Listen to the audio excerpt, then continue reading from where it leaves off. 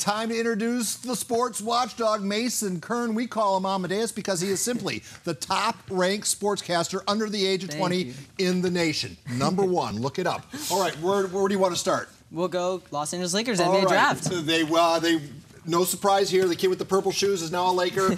Smart move? Yeah, I think so. Obviously, he has expectations and influences on him this year, but I think they got a really special kid. He's a floor general. He sees the floor really well. He makes everyone around him better. He's got a lot of criticism because of his jump shot. It's kind of a little awkward. He kind of goes like this around his body, but he shot to the tune of 41% from three this year, so hopefully that translates to the NBA game. Oh, but if you get the kid, you also get the dad. Here was LeVar draft day night. How good is Lonzo Ball going to be for the LA Lakers? Hey, I'm going to tell you what. Lonzo Ball is going to take the Lakers to the playoffs his first year. Come see me when he does. I'll have another hat on to say, I told you so. So is Lonzo worth the headache of LeVar? I think so. I mean, obviously when you're drafting, you look at the player's on-court abilities. So like I said before, he does see the floor really well. I think LeVar is a walking reality show, so he'll really fit into LA well. But I think as a basketball player, Lonzo was worth it. All right, but we're kind of burying the lead because around here, the one we're really interested is in T.J. Leaf, who is now an Indiana Pacer, 18th overall. Homecoming of sorts. I didn't know that whole story as well as I should have. Talk about why T.J. is a good fit in Indiana. Yeah, so the Pacers are in complete disarray right now. Paul George, their superstar, has voiced his concern and wants to leave, so they're trying to fill holes. I think at number 18 he was really good. He's what modern NBA teams really covet in a big man. He stretches the floor really well, and he kind of plays more of a European style, which a lot of NBA teams really like, and I think he's going to fit in well because he'll be able to fill some holes that Paul George is leaving. All right, NBA has 30 teams, the NFL has 32. First round excitement in both the drafts. Of course. I'm interested.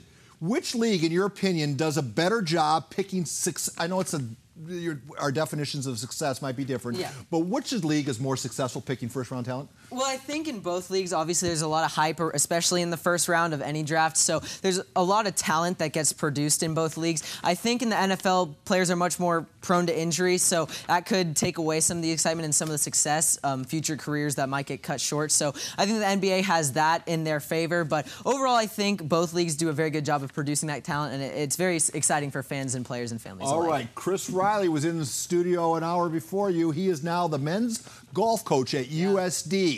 Smart move? Yeah, I think so. The program itself, the X Factor on the down for them, they haven't reached the NCAA regionals in the past 2 years, which is why I think they sought out Chris Riley. And he's going to bring a winning mentality to this team. He had success. He's a PGA Tour veteran. And what he's going to bring to this program is a mindset that we need to win and we're going to win now. And that's going to really help the team as a whole, especially because they've been struggling in the last 2 years. So he's had success on his own, and he's going to bring success to the program. Mason, he used two words you don't hear a lot around here. National championship. Take a listen. Can I say two words? Sure. National championship. That's possible. That's very possible. I'm going to get the golf community behind me. I already am getting Charlie Hoffman, and hopefully Phil gets on board, and we're going to make this thing great. Tim Mickelson had this thing about five or 6 years ago, and they were nationally ranked, and you know, I have big shoes to fill. So I know it's possible here, and that's one of the reasons why I took this job, because I'm not here to finish 50th. I'm here to win championships. All right, which brings us to the other story, the big story involving the name Mickelson. Yeah. Bones and Lefty, after 25 years of bliss, have decided to go their separate ways. Give us the inside poop.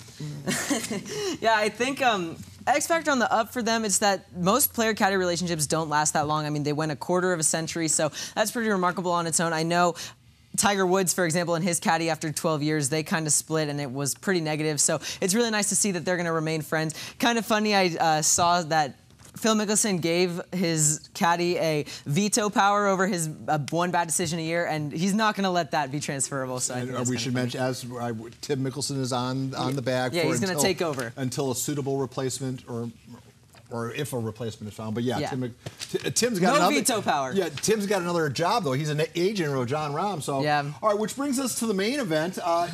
Your next event for KUSI as a reporter will be? Yeah, I'm going to the ESPYs. Hopefully going to be able to talk to sports stars across multiple platforms. I know we all know that I'm a huge NBA fan, but I'll definitely be able to branch out and talk to people who just are a part of sports in so many different aspects. So really looking forward to it. It's going to be a really great time. People are wondering now, are you up for an award or are you just presenting? Or? No, I'm just hopefully getting some good interviews for KUSI. All right, we will look. Well, next time you're back, so you're not here next Friday, but then.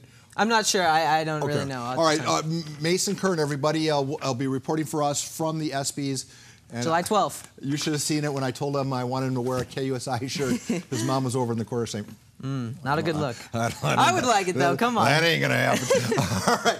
So that concludes our 645 Sportscast. We'll have highlights from the Padres, and Matt Gilson will have a story on the perfect game presser that took place at Petco Park. So that and Summer League basketball and Little League baseball, of course, all come your way at 10:45 tonight on the ASR. On behalf of Mason Kern, the #1 ranked under-20 sportscaster of the nation, I'm Paul Rudy in the senior division, unranked. Back to you guys.